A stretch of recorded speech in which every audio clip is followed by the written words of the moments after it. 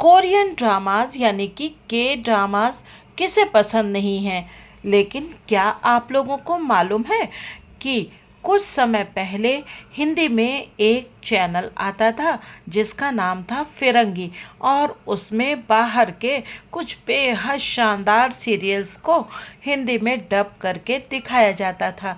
और तभी हमने देखा था ये सीरियल फुल हाउस, जो कि कोरिया का एक बेहद अच्छा सीरियल है। और अगर आप इसे देखना चाहते हैं तो आप इसे एक बार ज़रूर देख सकते हैं। वैसे भी जब आप कोरियन ड्रामास की मस्ट वॉच की लिस्ट देखेंगे तो आपको किसी न किसी नंबर पर ये ड्रामा दिख ही जाएगा। अगर आपको अच्छा लगेगा तो मैं इस ड्रामा के सारे एपिसोड वन बाय वन आपको सुनाऊंगी, यानी कि उनकी कहानी आपको बताऊंगी। दरअसल ये आया था 2004 में फुल हाउस नाम से, और साउथ कोरिया का ये टेलीविज़न सीरियल था जो कि एक रोमांस और कॉमेडी ड्रामा था और बेहद अच्छा था। इसको लिखा था मिन हो जुंग ने, और इसको डायरेक्ट किया था प्यो मिन सू ने। हो सकता है कि मेरा ये प्रोनंसिएशन गलत हो, क्योंकि मैं इन नामों को सही तरीके से पढ़ ना पा रही हूँ, मगर हिंदी में हम शायद इन्हें ऐसे ही बोलते हैं। इस फुल हाउस को कोरियन ड्रामा सीरीज़ में, यानी कि जो कोरिया के ड्रामाज आते हैं उसमें एक पायोनियर माना जाता है, यानी कि आधार स्तंभ माना जाता है। कहते हैं कि इस कोरियन सीरियल ने ही एशिया में कोरियन सीरियल्स की स्थापना कर दी थी, और लोग इसके बाद ही कोरियन सीरियल्स के यानी के ड्रामास के दीवाने हो गए थे। यूँ तो बहुत अच्छे अच्छे के ड्रामा हैं और आपने देखे भी होंगे, लेकिन अगर आपने फुल हाउस नहीं देखा तो आपने फिर रोमांटिक ड्रामास को सही तरीके से नहीं देखा और एक बेहतरीन रोमांटिक ड्रामा को मिस कर दिया है। तो चलिए बात करते हैं इसकी स्टोरी की। इसमें एक बड़ी प्यारी सी लड़की होती है जिसका नाम होता है हान जियान, जो कि रोल निभाया था सॉन्ग हायको ने। हान जियान एक राइटर होती है और एक घर में रहती है जिसको उसके पिता ने बनाया है, यानी कि उसके पापा ने इस घर को डिज़ाइन किया है, और बेहद खूबसूरत ये घर होता है जिसका नाम उसके पापा ने रखा था फुल हाउस। लेकिन अभी उसके मम्मी पापा नहीं हैं और वो अकेली है। उसके दो बेस्ट फ्रेंड होते हैं, एक लड़की और एक लड़का, जो आपस में शादी कर चुके होते हैं, लेकिन उनके घर वालों ने इस शादी की वजह से उनको घर से हटा दिया है, और वो दोनों एक बेबी एक्सपेक्ट कर रहे हैं। पर लड़का क्योंकि कोई काम नहीं करता है और उसे कोई काम नहीं मिलता है, तो वो दोनों मिल करके हान चियान को बेवकूफ़ बनाते हैं और उससे कहते हैं कि उसने एक फ्री वैकेशन चाइना जाने की जीती है, जिसमें उसे हवाई जहाज़ के टिकट दिए जाएंगे और एक बहुत शानदार होटल में रुकने को दिया जाएगा। हान जियान पहले तो थोड़ा सा घबराती है, क्योंकि पहले वो कभी भी कोरिया से बाहर नहीं गई है, लेकिन उसके दोनों दोस्त उसे कन्विंस कर लेते हैं कि उसे ज़रूर जाना चाहिए और बाहर घूम करके आना चाहिए। खैर वो मान जाती है। वो एरोप्लेन में पहली बार बैठती है और उसके बगल की सीट पर बैठा होता है ली योंग जी, जो कि एक बहुत मशहूर एक्टर होता है। अब तो हान जियान बहुत इम्प्रेस हो जाती है, लेकिन फिर बहुत मज़ेदार कॉमेडी होती है। और क्या क्या होता है ये तो आपको जब पहला एपिसोड मैं बताऊंगी तभी बताऊंगी। बस आप इतना समझ लीजिए कि हान जियान प्लेन में मिलने वाला सारा का सारा खाना खाती है। जो कुछ योंग जी को मिला होता है वो खाना भी वो खा लेती है, और फिर करती है एक जबरदस्त वॉमिट। जी हाँ, उसी हीरो के ऊपर जिसकी लड़कियां दीवानी थी। फिर आगे क्या होता है, क्या उसे होटल में रहने की जगह मिलती है या नहीं, ये जानने के लिए आपको देखना पड़ेगा अगला एपिसोड फुल हाउस का, जो मैं कहानी आपको सुनाऊंगी। खैर, पैसे उधार लेके हांजियान किसी तरह से कोरिया वापस आ जाती है और जब वो अपने घर पहुंचती है तो उसे पता लगता है कि उसके दोस्तों ने उसका घर बेच दिया है। अब वो बहुत परेशान हो जाती है क्योंकि उसके पास जाने की कोई जगह नहीं बचती। फिर वो वहाँ पर ही रह जाती है। वो घर खरीदा होता है योंग जे ने, जो कि एक बहुत बड़ा एक्टर होता है, और उसके पापा डॉक्टर होते हैं और उसकी माँ और दादी उनके साथ रहती हैं।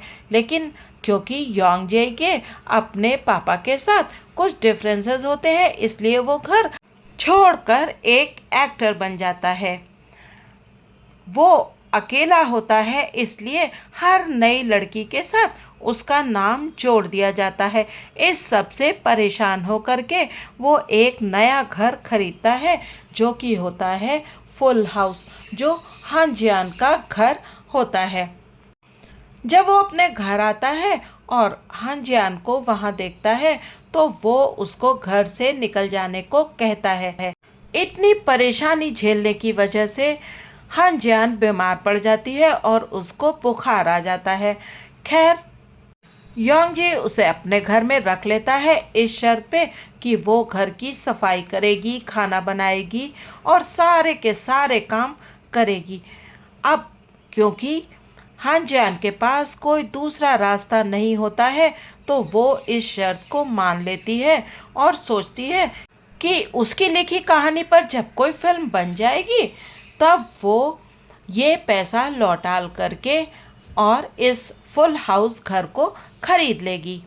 योंग जे बचपन से एक लड़की के प्रति बहुत ही प्रोटेक्टिव है, जो कि उसके बचपन की साथी है, जिसका नाम है कांग हाई वॉन, और वो उसको जेलस करने के लिए हॉन्जियान से झूठी शादी कर लेता है। लेकिन कांग हाईवॉन उससे प्यार नहीं करती, वो किसी और से प्यार करती है। वो होता है यू मिन हो, जो कि एक प्लेबॉय होता है, बहुत स्मार्ट होता है और बहुत बड़ी रिच फैमिली से बिलोंग करता है और फिल्में प्रोड्यूस करता है। वो एक बहुत बड़ी मीडिया कंपनी का डायरेक्टर होता है। जब वो हांजियान से मिलता है तो उसे हांजियान बहुत अच्छी लगती है, क्योंकि वो हर समय हंसती रहती है और बहुत केयरफ्री होती है। योंग जे और हांजियान एक साथ रहते रहते एक दूसरे से प्यार करने लगते हैं।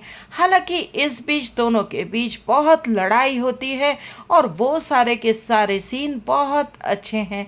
इसमें एक बहुत सुंदर कॉमेडी सीन है जब हांजियान योंग जे के परिवार से मिलने जाती है और वो योंग जे की दादी को एक बेयर सॉन्ग सुनाती है। दोनों एक दूसरे से बेहद प्यार करते हैं, लेकिन एक दूसरे से एक्सप्रेस नहीं कर पाते और बराबर लड़ते रहते हैं। बाद में क्या होता है ये तो सीरियल देखने पर ही पता चलेगा, या फिर मैं जो आपको कहानी सुनाऊंगी वो सुनने पर। इस सीरियल की सबसे खास बात थी इसकी सिंप्लिसिटी।